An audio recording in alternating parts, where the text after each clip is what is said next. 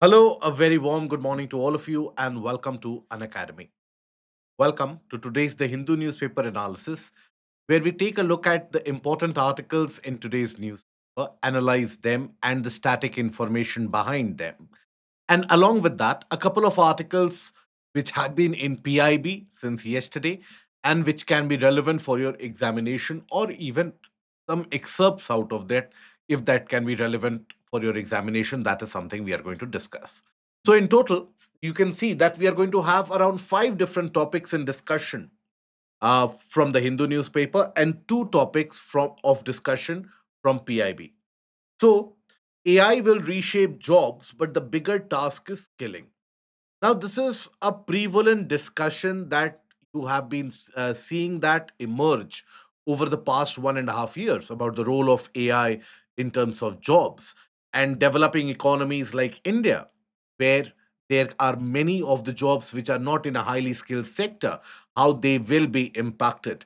So, this is quite important for your mains examination per se, important for GS paper 3. Then, why did Supreme Court back curbs on online gaming? Now, while online gaming industry directly, the impact of it is not something which you expect out there, but nonetheless, now the Supreme Court ruling is associated with the two factors and two of the petitions which were filed in front of the Supreme Court. So, what were those? What is the impact on the online gaming industry and the overall outcome? This is relevant for your GS paper 2 and some parts of it GS paper 3. Bursts of rain may deal a double whammy to soil moisture and nitrogen. This has appeared in the science section of the paper, and this is something relevant for your GS paper 1 as well as GS paper 3. What these bursts of rains are and how do they impact the soil. Scientists rule out worst climate scenarios. Now, there are multiple different climate scenarios as painted by IPCC, Intergovernmental Panel for Climate Change. Now, amongst one of those climate scenarios, there is one thing which is always referred to as the RCP 8.5. For you, it is important to understand what is RCP 8.5, why that worst climate scenario has been waived off now or has been disregarded now, and in general, what is the concept of radiative forcing. So that becomes relevant for your examination of DS paper 3. Kaziranga National Park records 30 raptor and 6 stork species. Now, this is a very generic piece of article associated with the bird survey conducted in Kaziranga. But what we will do is we have taken this opportunity to discuss about one of the particular species of bird, rare species of bird, endangered species of bird found in Kaziranga, and that can be asked in the prelims examination. Reforms to expand FPIs, the foreign participation in GSEX, an article in the backgrounder section of PIB. Now, here, just the basic definitions associated. What are GSEX? What are FPIs? What is LTCG? What is the STCG? That is sufficient. State Finance Commission. Now, what is State Finance Commission? Under which article of the Constitution? So, these are something that we are going to extract and relevant for your exam. Now, having said that, before we move ahead, an announcement for everyone, even if you are appearing for the examination next year or if you are appearing for the examination this year. The thing that you have to understand is without answer writing, without your mains preparation, your civil services journey will be always incomplete. So, for that, we have this Mains Conquer Mains program for UPSC 2026. Now, you get the live lectures for mains with special focus on answer writing, the mains handouts, live answer evaluation by the educators. You have the live answer writing session by the toppers, and also the physical copy, the test answers, and the modules. So that is available. The classes start tomorrow. Tomorrow we will have the session for quality and governance. So do attend them and gain maximum value out of it. Now, having said that, we start with the first article of the day. And the first article of the day is basically the case of AI. Now, when we say AI, this is always, and this has been a prevalent conversation, that AI will take and replace the jobs. And countries like India have always been at a cusp of danger of losing a lot of jobs out there. And that is where we have been experiencing large scale layoffs, massive layoffs across various different sectors.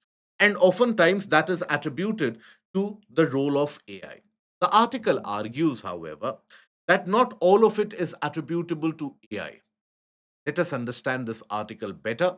And it also talks about how India can basically offset that impact of AI by what is referred to as the human sandwich model. So, what is that human sandwich model? So, first things first, when we talk about the impact of AI, okay, now impact of AI in terms of low skill jobs will experience, low skill jobs means which can be simply replaced by a simple machine, right? For example, where you don't need, for example, if you consider, let's suppose, wood cutting, cardboarding, etc. Now, those can simply be replaced by a machine. Or in the case of, let's suppose, an organization, data entry, okay, then systems management, this can easily be taken over by AI. This is where data entry, etc., they were always the low skill threshold jobs. Now these low skill jobs in our country, they end up providing employment to millions. Okay, employment to millions of people who enter the workforce annually. Now not all of them, they do get into well placed and a highly skilled job requirement. So many of them, they start with the low skill. Now, that employment to millions is at risk because of AI. Now, what we have also experienced in the past 2 years has been a great amount of layoffs. Various different organizations across the globe. When we talk about even organizations like Oracle, then Meta, Microsoft, Google, all of them have been firing the employees left, right, and center. For example, Amazon, Meta always comes out and had recently come out with a new diktat which fired thousands of employees. Then they are saying that at least this year we won't fire, but we don't know about next year. Last year we had fired. So, like that, thousands of people are losing the jobs. So, that has been a trend in the past 2 years, right? Loss of jobs. Now, all these organizations are basically saying that this loss of job is because of AI. Meta publicly issued a statement, for example, that this firing which has been done is to provide fresh influx of investment into the AI models, and that can adapt to the newer system and the newer world. Fair enough. But the industry experts in the article, they argue that this loss of job is not always and only due to, there is another reason for this loss of job. And what is that reason? And that another reason is basically overcapacity during and overhiring during COVID, right? Overhiring during COVID. That means during the COVID days, there was substantial amount of hiring activities done by many organizations across the world, because as soon as the online play increased, or the amount of screen time in general increased for the entirety of the population, by some estimates and surveys, the screen time increased by around 300 to 400% pre-COVID to post-COVID. Also, the number of devices have increased exponentially. So all the organizations in the online space, they hired massively at a very large number. And when they did hire at a very large number, at a very massive level, that meant what? That post COVID pandemic, there would always be a case where many of the methodologies, the systems would be automated, and the demand would subdue. As a consequence of that, the profit margins of the organizations, they started shrinking, and hence that resulted in the layoffs, and that has been resulting in layoffs in multiple areas. Now, this is about the case of the jobs, right? Now, India is a developing country. India is also where there are expected to be multiple job losses which are going to happen in the near future associated with AI. But here, the argument by the article is, or argument expressed in the article is, that we are looking at the problem in a very wrong manner. We are taking a look at the problem thinking that which jobs will the AI take, right? Or which jobs are unsafe. Rather, we should take a look at it in terms of reskilling. Okay, how reskilling can be done. Okay, and where reskilling, for example, of the young graduate. Many of you would be the young graduates graduating from your college. Now, in how many of your curriculum would you have seen that the real AI, the role of AI, etc., is actually in some of the curriculum, for the name's sake, there are subjects which are included, role of AI, machine learning, and but that is so rudimentary that you don't get any professional kind of skilling in that, and you are not fit to apply in the real world scenario in the real market. So that is where that reskilling and upskilling is something which is missing. And as a consequence, the workforce is underprepared, substantially underprepared for the changing scenario. Okay. Now, one other thing that I would like you to think about, for the past couple of years, if you have been following the portion of current affairs, you would have observed that there is a lot of money which is drawn out of the Indian market, the stock market, and is being invested in US and China. After all, the Indian stock market has been one of the worst performing stock markets across the world for the past 15 to 16 months, right? In the developing world, it is one of the worst performing markets, giving almost 0% return. Lot of money has been withdrawn from India. We think it is because of the taxation policy, partly yes. But major part of the withdrawal, as expressed by institutions like JP Morgan, as expressed by renowned economists like Ruchir Sharma, all of them, they have been expressing this concern for the past 1.5 years that India is going to observe a flight of capital. And why is that flight of capital happening? Because all the capital across the world right now is getting concentrated in AI. Across the world, any kind of investment which is going in right now, it is going into AI. Now you have people from, let's suppose, IMF, the ex chief, for example, Geeta Gopinath and all, they have also said that this has created a large AI bubble. But nonetheless, that is where all the money is going, AI. Now, the world is seeing only two players who can emerge as potential winners in this AI race, and that is US and China. That is why, despite the global risks associated with tariff tantrums of Donald Trump, despite the various different economic impacts that the tariffs would have created, the US markets are doing surprisingly good, giving a return of more than 18%, which is humongous for a developed economy, for a 20 trillion, $30 trillion economy. And that is what is keeping Mr. Trump afloat. So that is because of investment in AI. All the AI based organizations, all the AI development, the newer model development, everything is happening in US or in China. Together, these two economies are expected to gather almost 80% of AI market. AI market. We are nowhere in the picture when it comes to AI, right? We are basically the implementers. We are one of the largest users of, for example, chat gpt, etc.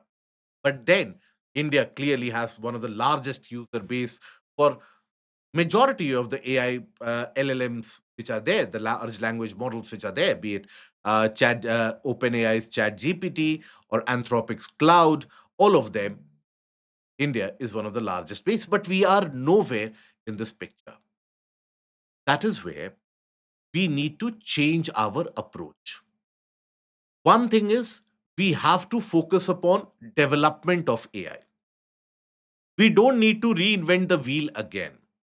Okay. We don't need to reinvent or develop our own chat GPT. That will never solve the purpose. Okay. So, what should we do going ahead into the future? Developing economies like India, what should they do? So, what is the way forward? That is something which is important for us to understand the way forward. Now, here, reinvention of the wheel should not be done. As simple as that. Reinvention of the wheel has to be avoided. Okay. Now, that means what? Developing copies of ChatGPT, etc. Okay.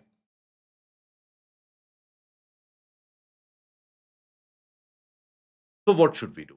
One thing that we have already discussed, that is reskilling and upskilling,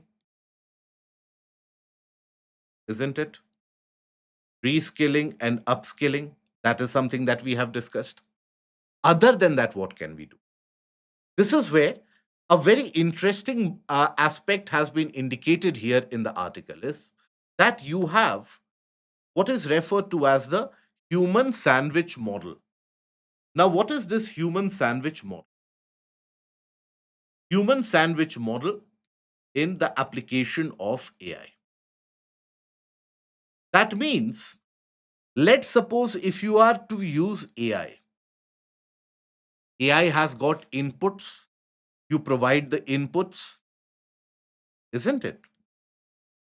Now, when you provide the inputs, that is where a skilled human will always be able to utilize the various aspects in the real world scenarios in order to provide those inputs, accurate inputs as per the requirements.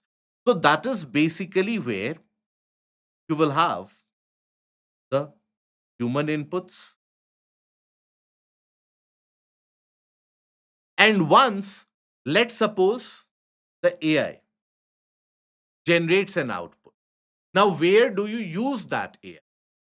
Do you use that only in the immediate aftermath, or do you use it for climate modeling, for governance reforms, to understand the gaps in infrastructure and governance gaps, etc.? So, that is where again humans can be used in terms of extraction and extrapolation of the output. Okay. So, this is what is referred to as the human sandwich model. Now, in various different types of job scenarios which are there, now in those job scenarios, one has to identify which are the roles within that jobs which can be automated. That is where you have to skill the individual. The existing employees who don't know AI to that extent, you skill them. That is upskilling, right?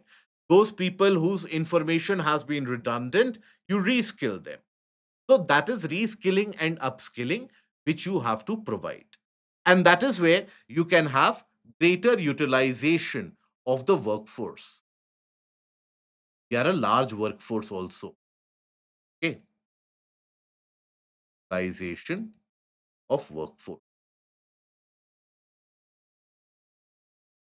Now the query that why not generating Indian version of AI would help. Now, what the article argues, and multiple articles have argued about that as well. See, You can always develop an Indian version of that AI. But as long as you keep on doing that, you are always chasing someone. You will never set new frontiers of development, right? It is like US, a new startup has come up, we will develop a copy of that. We have an Ola to their Uber, we have a Flipkart to their Amazon.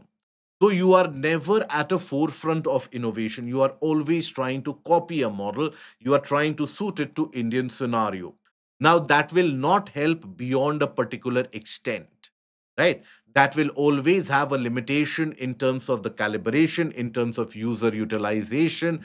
And by the time that you perfect that, the world is already moving on into the next level of innovation. That is where, if you want to be at the forefront of the innovation rather than simply copying each and every development, you draw inspiration from one of the innovations, that what is the problem statement that they are trying to solve. You then decode the next level of problem statement, and then you solve them. How how do you do that? No better version, that is chat gpt 4.0. By the time that you develop the entire chat gpt 5.0, they will come up with a new model of AI altogether. So that is always going to be a chase. Okay. Now, so what do you do in order to outpace the existing players, and in order to get to the front of the line? What can you do in that particular case? One thing is, where the world has not paid substantial attention till now, where India can have a substantial advantage, is the application of AI, provided we use that. Application of AI in terms of, let's suppose, healthcare, okay, agriculture. Now, this is where we are actually, in all fairness, the largest developmental lab across the world, the one of the largest farming population across the world, one of the largest healthcare beneficiaries across the world. So if we can apply and use AI in order to solve the problems associated with healthcare and agriculture in India, now that can basically help in development for the rest, or for the rest of the world, for Africa, etc. Also, it can always be helpful. And that is where this application can then be exported into various different countries to be utilized, right? So the application of AI, once we do that, it will also end up provides jobs. Okay, that provides jobs. I hope that is understood. So this is what can be done, and this is one of the way forward. Okay.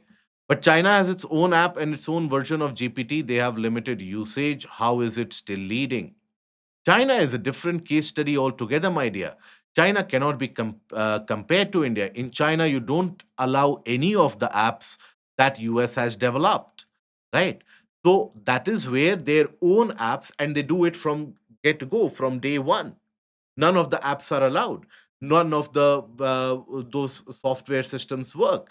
So when they develop their own app, they are serving a billion plus population, and they keep on developing thereafter.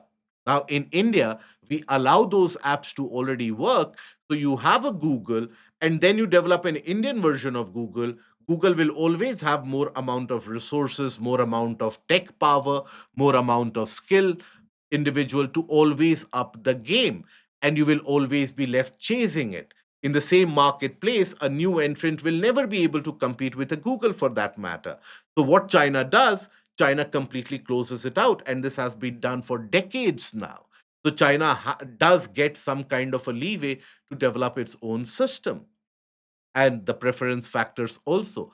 That is where you will find that India is not a closed sector in this particular scenario. We have an information highway across the world. That is the crux of our service sector industry. If we would also have been such a closed um, service sector economy, then our software engineers would never have found so many lucrative jobs across the world. So we cannot take the Chinese route. So what we have to do is we have to chart out our own path of development. We simply cannot copy the Chinese model out there. I hope that is understood. Without completing our semiconductor infra, if we use too much AI, then won't we get too dependent on foreign countries too much? We are already dependent on foreign countries too much.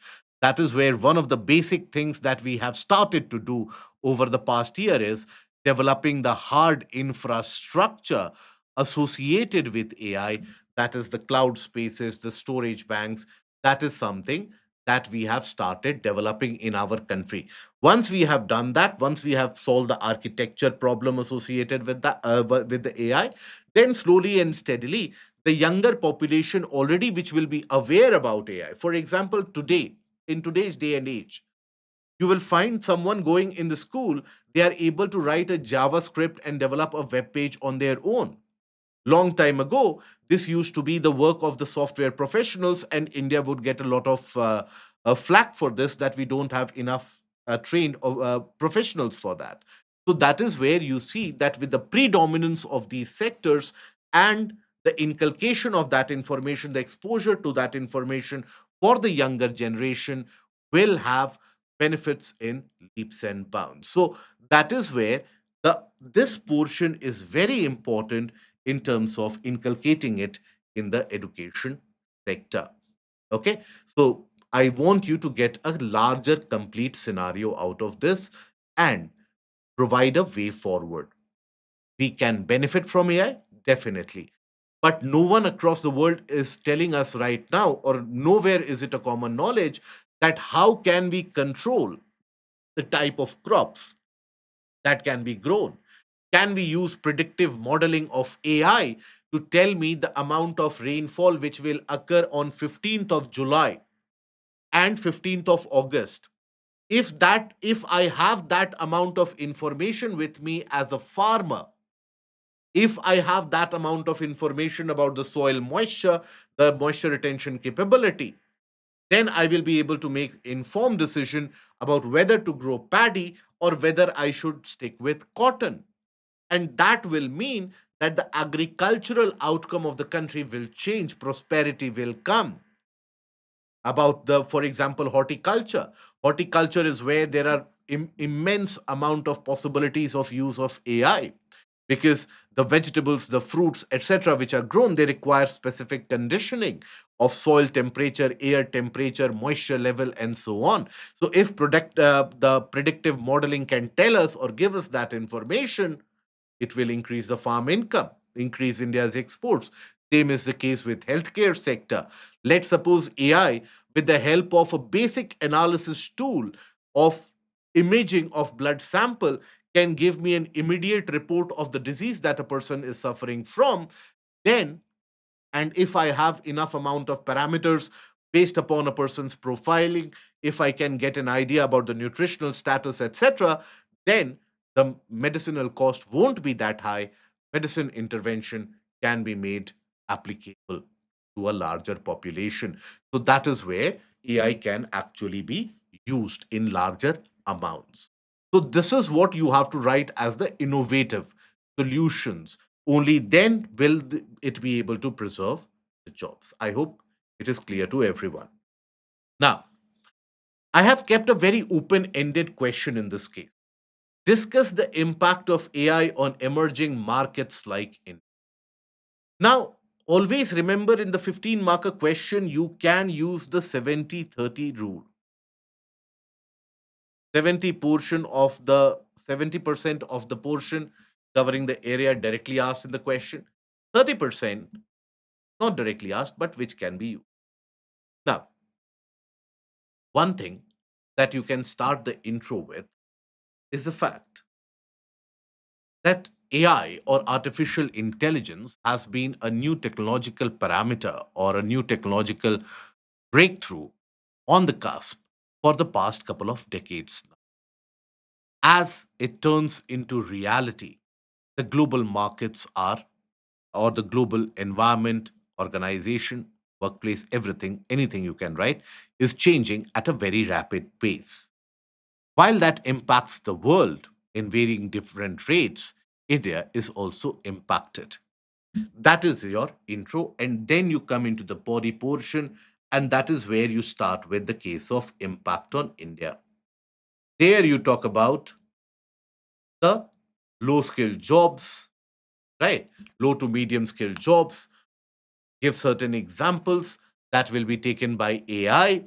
So the joblessness issue, then lack of skilling, then older curriculum in colleges, all those issues that we have discussed, that is something that you can talk about, isn't it? So here you can talk about the case of the problems in terms of the education, older curriculum,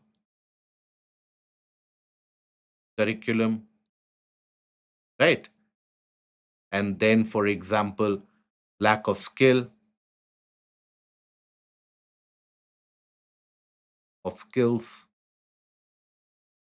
all of them you can highlight there. Then you also talk about the withdrawal of investment, because this is where you can link it with economy. Okay, investments,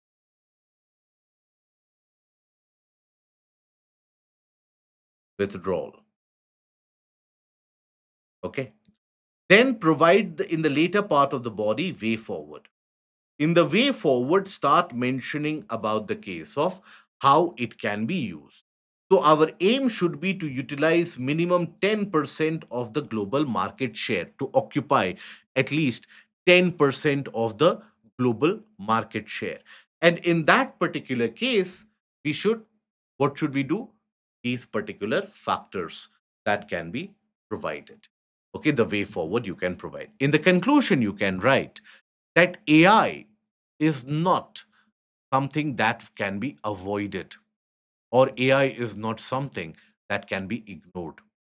A technology whose time has come, the famous quotation is that no one can prevent a thought whose time has come. To use that, that no one can prevent a technology whose time has come. And AI is here to stay.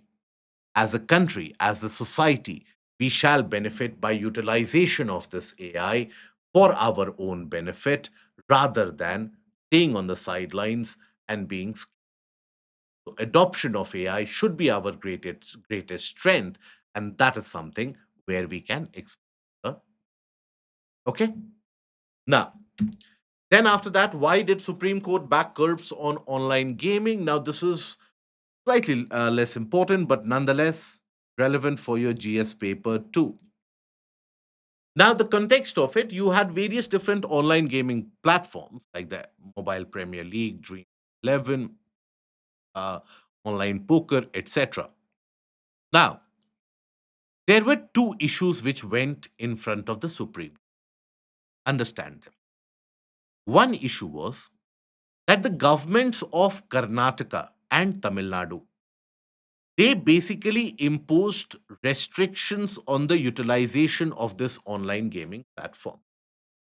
First of all, saying that look, this resorts to gambling, this resorts to the kind of inculcation of bad habits, and eventually leads to impoverization in many of the households.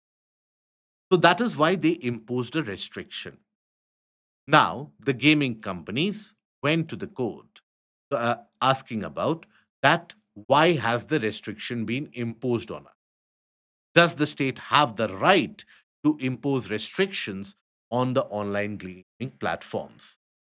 Now, the high courts of the respective states, they basically sided with the companies in particular. So the matter went to the Supreme. This is one issue. Another issue was that the GST Council basically, when we talk about the rationalization of the tax rates, etc., one of the decisions by the GST Council was imposition of 28% tax on the gaming organizations, on the player, that is putting the money on that also, on the winnings also 28% tax.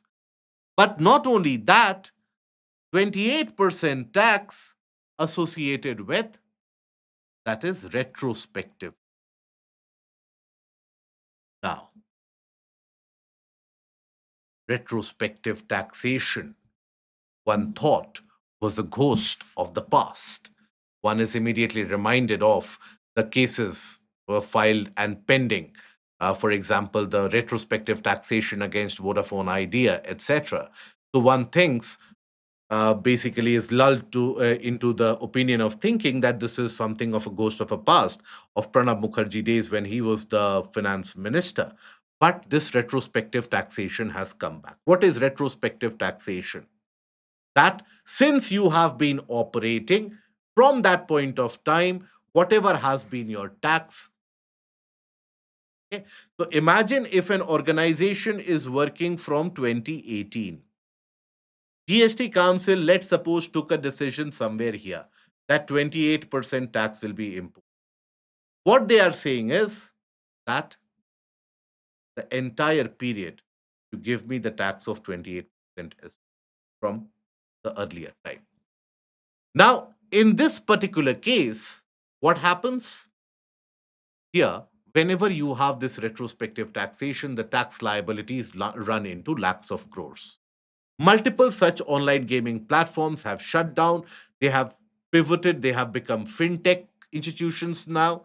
They have started other businesses. Many of them are going to approach the insolvency and bankruptcy board because they simply don't have money.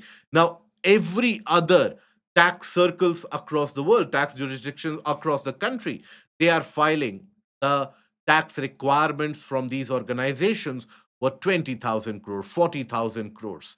Now, that is not the overall revenue that these organizations have done. From where will they bring that money to give the tax? So, what it will lead to, first of all, is almost a complete exit of the organizations from this particular sector. The older organizations will find it very difficult to survive. Layoffs are happening, right? Multiple organizations have laid off 350, 450, 550 people. At the same time, this Supreme Court order, so the Supreme Court basically has upheld this tax order. Supreme Court has said that imposition of this retrospective tax is absolutely justified. Now, that means whenever you have the official route of, let's suppose, gaming, etc., which is closed, unorganized economy will again thrive. So this is where it will get interesting as one moves ahead the future. Okay. But UPSC qualification criteria minimum bachelor degree. Okay. I think that is a separate doubt altogether. So let us understand this and let us understand the context and move ahead here. First things, you have the various different online gaming platforms, Dream 11 and so on. Now, Dream 11, at one point of time, the poster child of the Indian startup ecosystem, has again been slapped with the penalties worth more than 20,000 crores. Very impossible for any organization to provide that. So on May 27, 2026, the Supreme Court delivered two significant judgments affecting the India's online gaming industry. It upheld the center's 28% GST levy on online gaming involving the money states. Okay. Upheld the validity of the state laws prohibiting real money online gaming and betting activity. Real money, you put in your money, right, through your credit cards, debit cards, and then you play online. A lot of people have invested a lot, huge amount, because it gets addictive. That is how the game's algorithms are worked around, that it gives you a feeling that you can actually win. You do win some small amount, but at the end of it, the organization or the house always win. So that is where the states of Karnataka and Tamil Nadu had imposed a kind of a restriction. So there were two sets of appeals concerning state regulation. So Tamil Nadu and Karnataka enacted laws in 2021 prohibiting online gaming, and wagering. These laws criminalized betting activities in cyberspace and prescribed penalties, including imprisonment. The Madras and the Karnataka High Court, they struck down these laws. Okay, they sided with the gaming company that the state doesn't have enough power within it to put a restriction on these activities. Now, the state governments then went to the Supreme. The states argued that it is under their jurisdiction, under which provision entry 34 of the state list in the 7th schedule of the Constitution. If you recall, 7th schedule of the Constitution deals with the union list, the state list, and the concurrent list. So, within that entry 34 of the state list in the 7th schedule, that talked about betting and gambling, and that fell under the state list. Restrictions were necessary to address addiction, financial issues, and other social malaises which arose from betting and gambling. That is basically where you have the role of the state. This was one petition. Other petition was regarding the GST liability. Now, in this case, the Bombay and the Karnataka High Courts had ruled in the favor of the gambling companies, or the gaming companies rather, that such retrospective taxation cannot be allowed. Okay. Now, the courts had held that online gaming transaction did not create actionable claims taxable under the GST. That was the claim by the Bombay and the Karnataka High Court. Tax proceedings initiated by the authorities were quashed, they were stayed. Now, in this case, the union government went to the Supreme Court.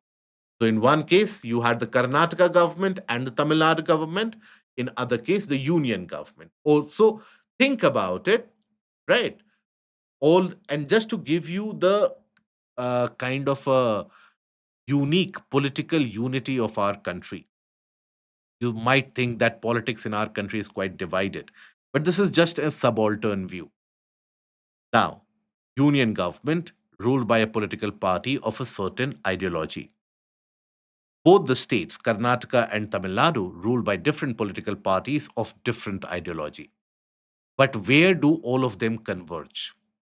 All of them converge that this online gaming activity in itself is a process where you have to tax the maximum, you have to impose maximum restriction. This is where our polity converges, our politics converges, and the differences are eradicated. So, this is one of the moments to celebrate, even though the outcome is not very celebratory. Now, what was the GST burden?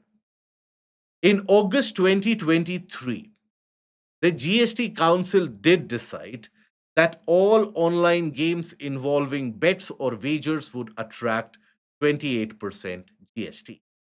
The tax would be levied on the full face value of the amount staked by the players, not merely the platform commissions. For example, let's suppose I am a player. I provide 100 rupees as the platform fees. I will have to pay GST on this also. Let's suppose then I bet 1000 rupees in one of the games of chess or anything I'm playing. I have to pay GST on this. Okay. Then after that, the platform has to pay GST. Then after that, from the winnings, I have to pay GST. So this was a kind of a GST burden. Tax demands covered both post amendment and earlier periods. This was where the organizations were finding themselves to be shorthand. Now, what was the stance of the Supreme? We'll take a look into it. Okay. So GST Act specifically includes lotteries, betting, and gambling within the taxable actionable claims. Okay.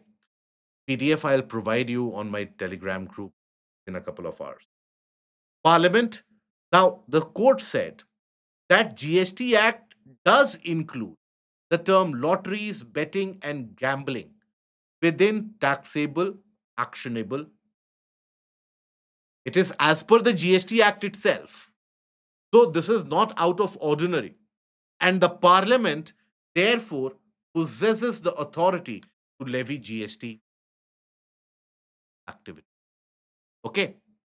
Now, the court ruled that 2023 GST amendment did not create a new tax. It was just the recalibration, standardization of the existing tax. Hence, retrospective taxation was legally permissible. This means the shutdown of the many of the industries which were, or many of the organizations which were waiting for, okay, waiting for the judgment. Now, a new unique thing also came out, federal and the constitutional implications. The court reaffirmed that the states have legislative competence over betting and gambling under entry 34 of the state list. It recognized the state's authority to legislate in the case of, or in the interest of, the public order, the consumer protection, and prevention of the social harms. Now, here there are a lot of malaises created out of the online gaming well, mind you. First of all, one thing that many people don't talk about is that this sector had become so unregulated that you had these sectors getting some of the smaller players basically turning out to be conduits or the pathways for money laundering, right? Money laundering could be facilitated. Once that came into the eye of the authorities, the state authorities and the central authorities, now that is when the government started taking a very hard stance on the online gaming industry.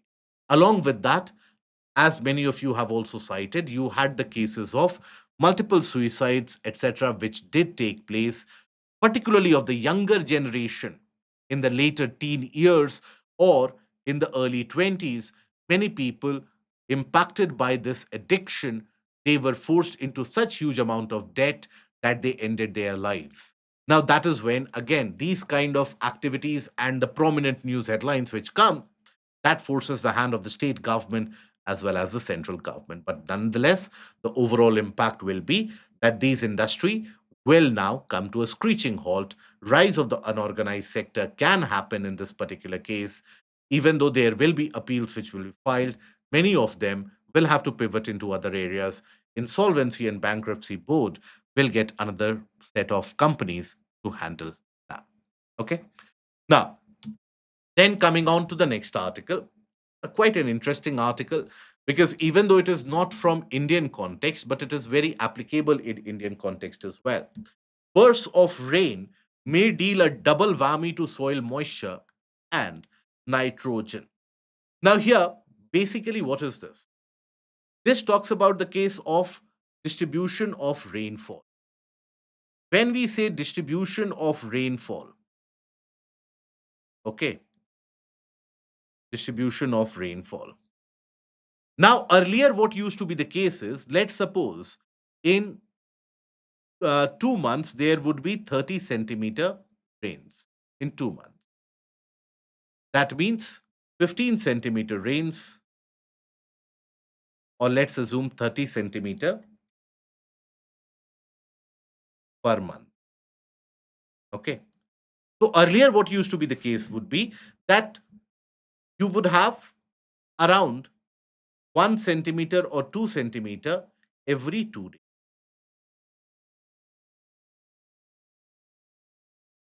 Okay. But now, due to climate change, what has been happening is that you have concentrated spells of rainfall. Concentrated spells of rainfall. What does that mean?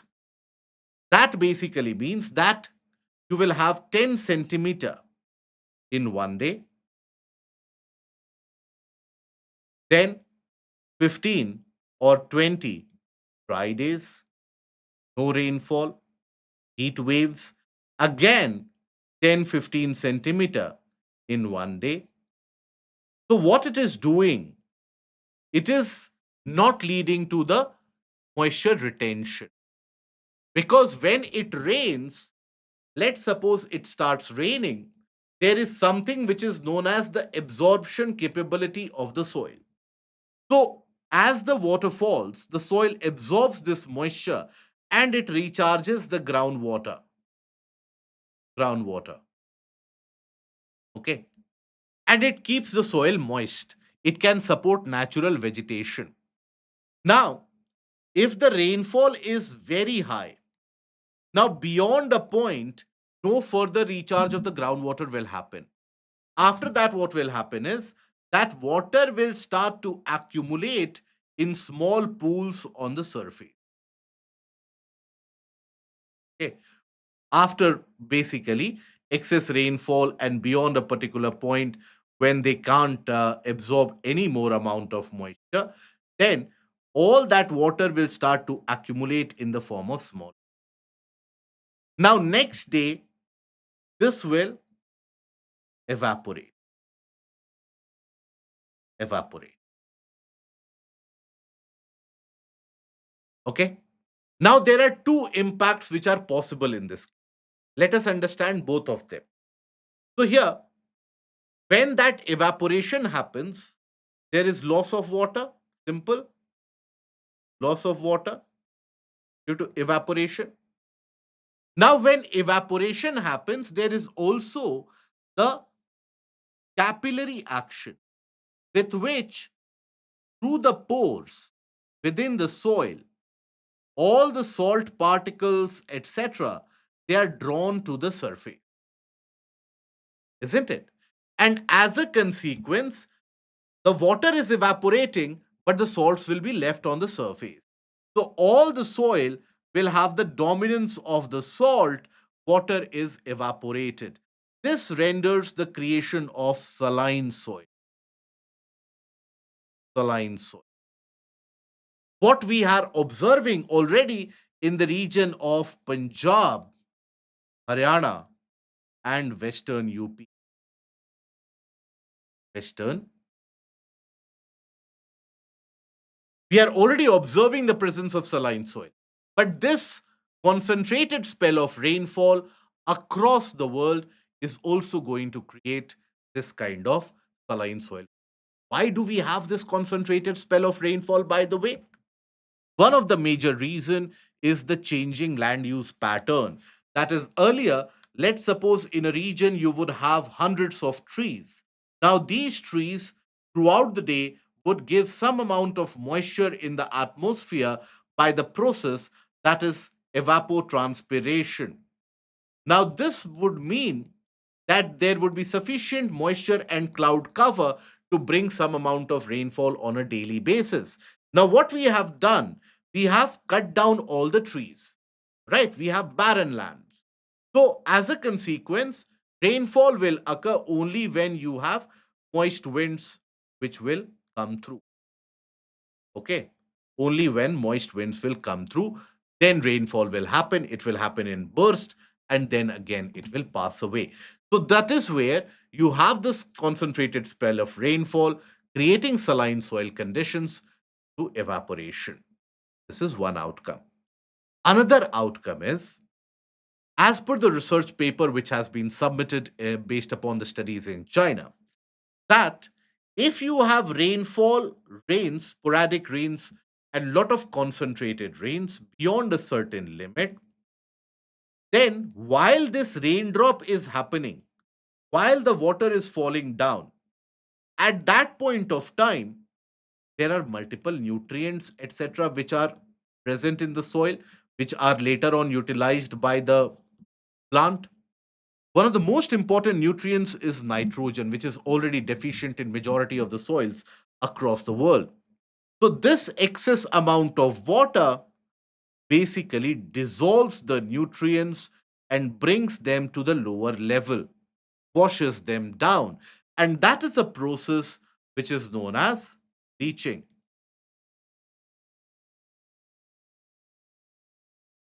Okay. That is a process which is known as leaching, due to which the soil is washed off almost all the nutrients. Okay. This excess amount of rainfall, excess concentrated rainfall, concentrated rains.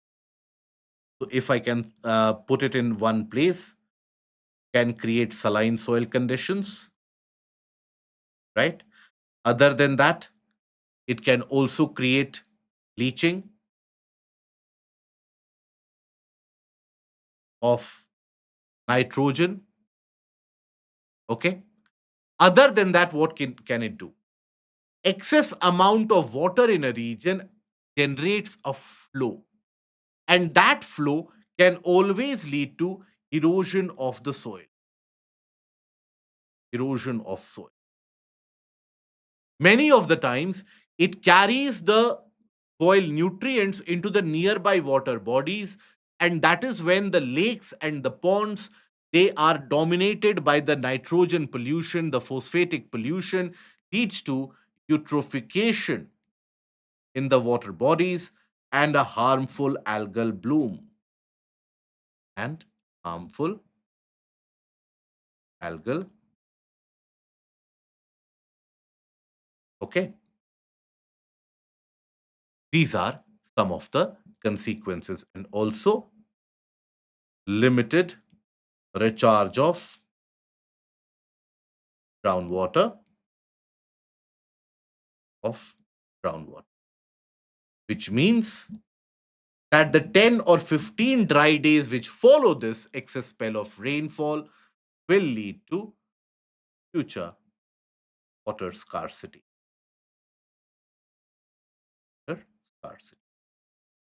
Okay, so this is a particular detailing that we have gone beyond the article. I want you to use it in your GS paper 3 answer. UPSC keeps on asking this: what is the impact on India because of the changing land use patterns? What is the change in agriculture which should be brought about?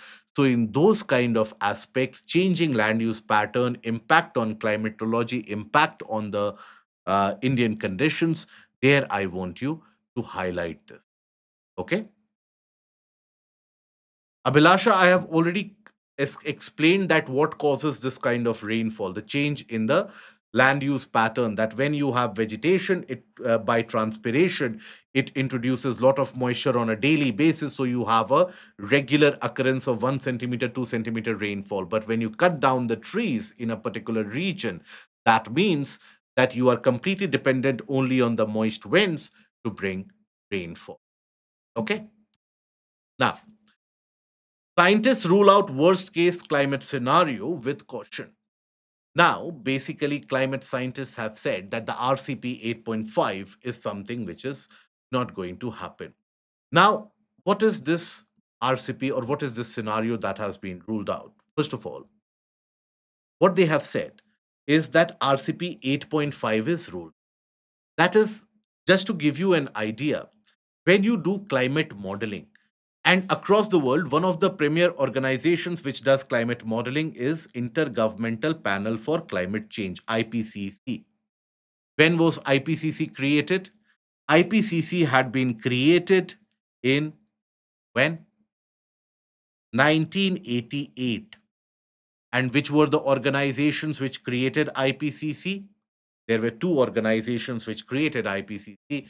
Let me know in the comment section below. It was the assessment report generated by IPCC which led to the convening of the Rio Convention in 1992. No, IMO was not involved in that. So let me know in the comment section. So IPCC generates a predictive model analysis. What does that predictive model analysis look like? Observe this. This is the case where you observe multiple curves, multiple graphs. Now, you observe this red line, right? This will indicate the scenario where greenhouse gases are not at all controlled. It keeps on increasing. The world will become a hellish place. You are looking at a temperature rise of 4 to 5 degrees Celsius. That is where you are looking at a sea level rise, corresponding sea level rise by 5 to 6 meters in many places. So that is your RCP 8.5 condition. Then you have similarly RCP 6, RCP 4.5, RCP 2.6. So these are the various different conditionalities. What will happen to the future in climate conditions and their impact? What is RCP? Representative concentration pathway. Okay. That is basically the amount of radiative forcing is indicated by 8.5, 6, 4.5, 2.6. What is radiative forcing, by the way? So, radiative forcing is a concept which was introduced by IPCC in great amount, particularly in IPCC Assessment Report number 6. It had been used earlier also, but in Assessment Report 6.0, it started talking a lot about radiative forcing. What is radiative force? Radiative forcing, in simple terms, is the difference in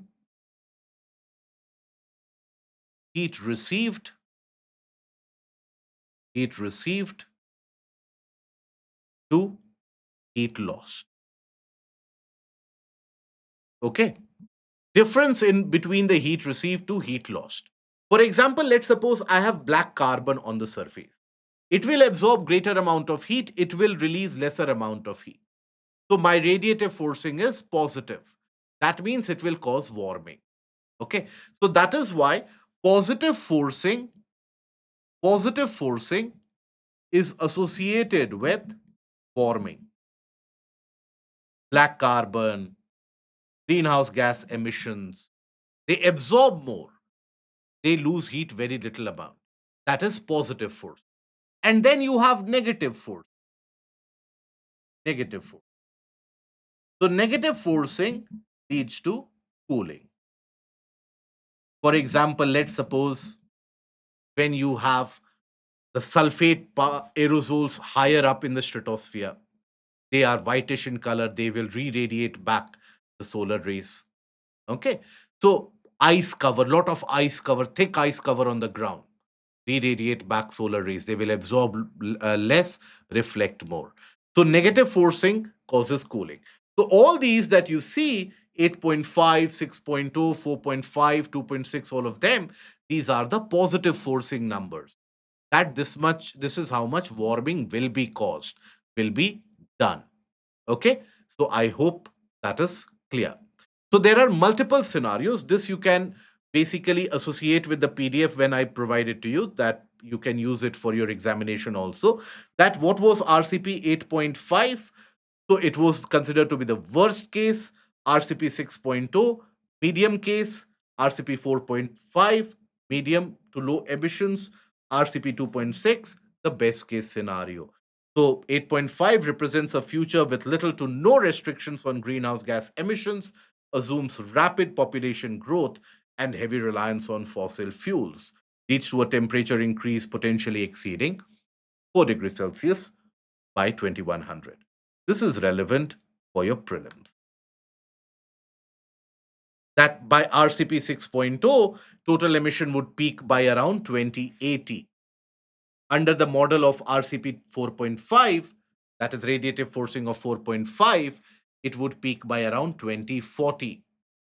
Under RCP 2.6, the peak would be much lesser and temperature will be limited to 2 degrees Celsius temperature rise by 2100.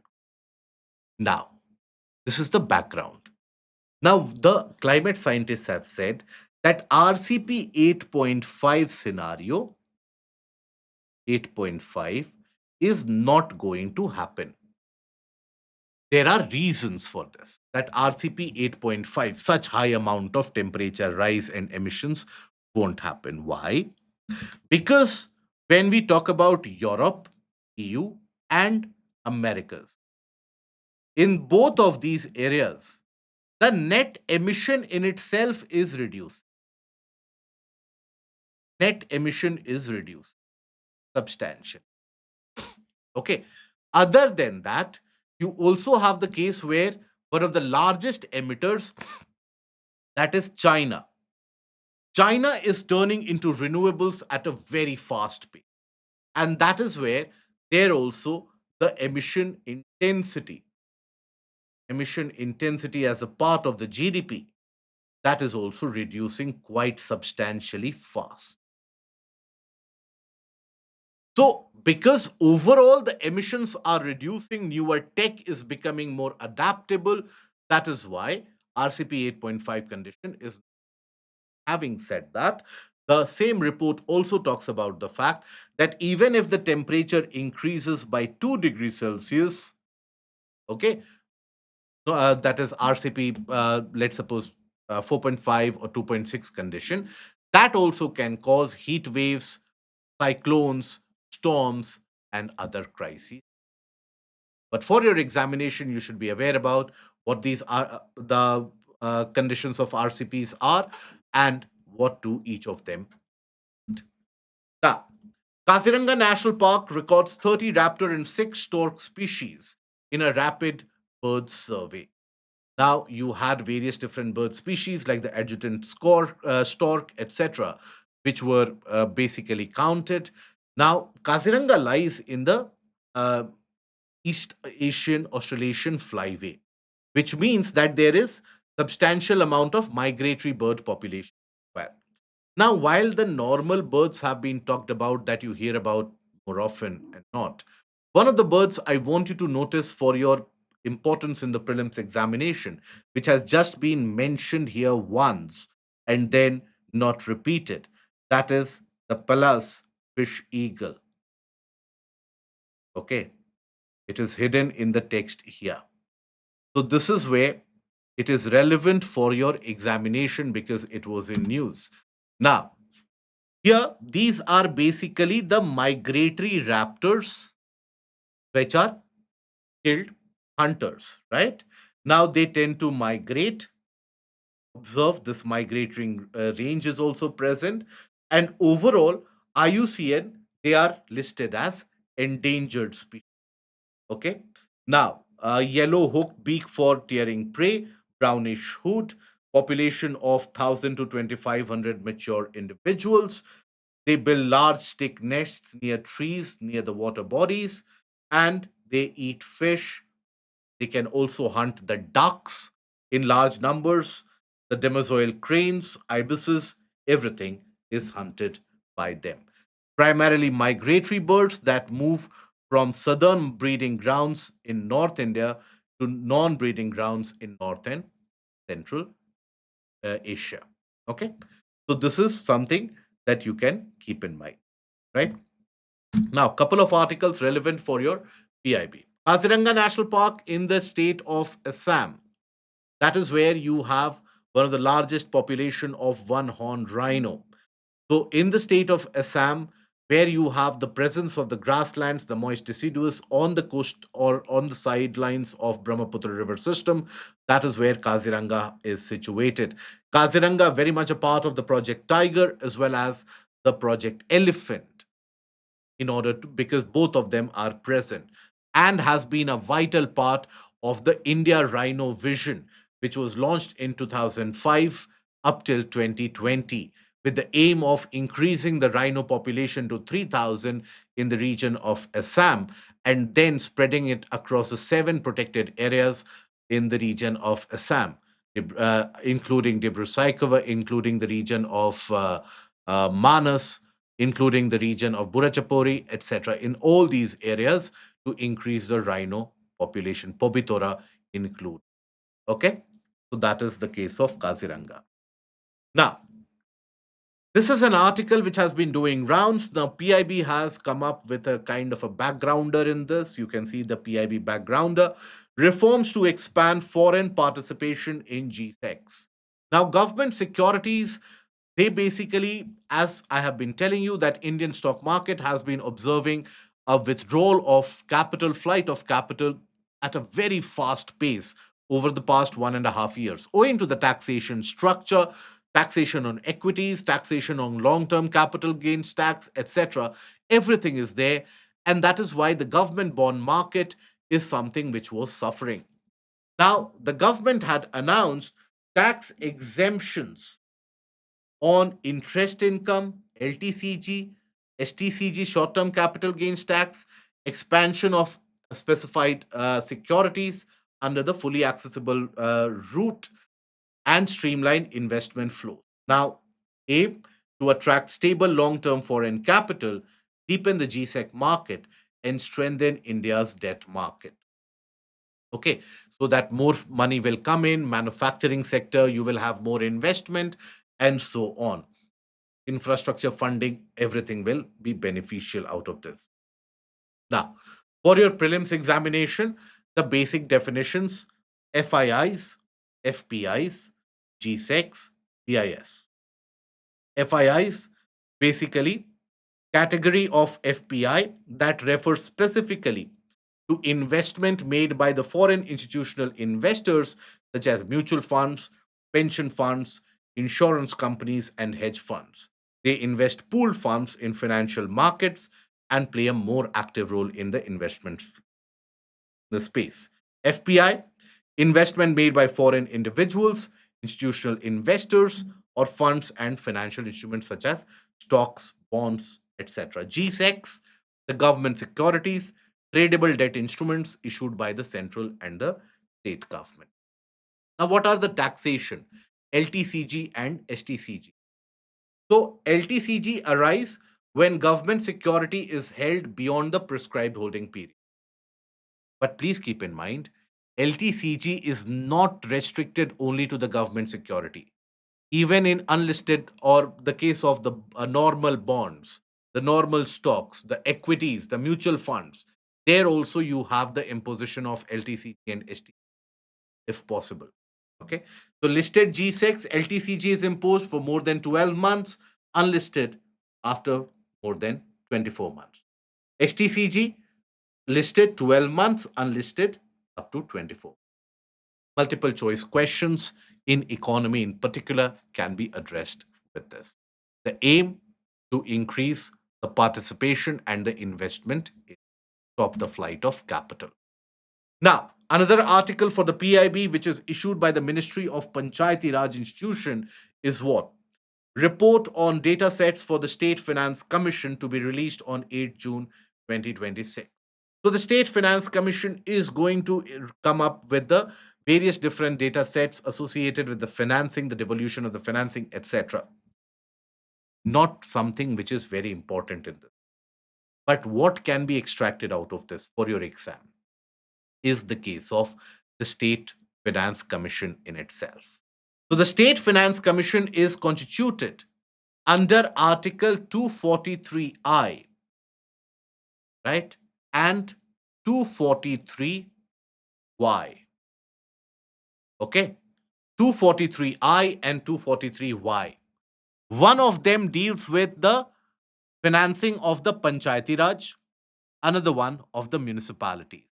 Let me know which one out of I is for Panchayati Raj and which one is for the municipalities. But nonetheless, constituted under Article 243I of the Constitution and 243Y as well, are the primary constitutional bodies mandated to review the financial position of the Panchayati Raj institutions, the municipal corporations. The key functionalities of the State Finance Commissions, revenue devolution. Who appoints the State Finance Commission? The governor. Okay, the governor is the appointing authority in this case. Revenue devolution, recommending the distribution of the net proceeds of taxes, duties, tolls, and fees, which can be levied by the state between the state and the local bodies. Allocation, how it has to be allocated, the distribution within the urban local bodies, within the Panchayati Raj institutions in the different levels, tax assignment, grants in aid, that is, what is the grants in aid to be provided to the local bodies by the government of the state, and the financial health, how to improve the financial health of the local body. That is the role of the State Finance Commission. This is the article dealing with the State Finance Commission. Okay.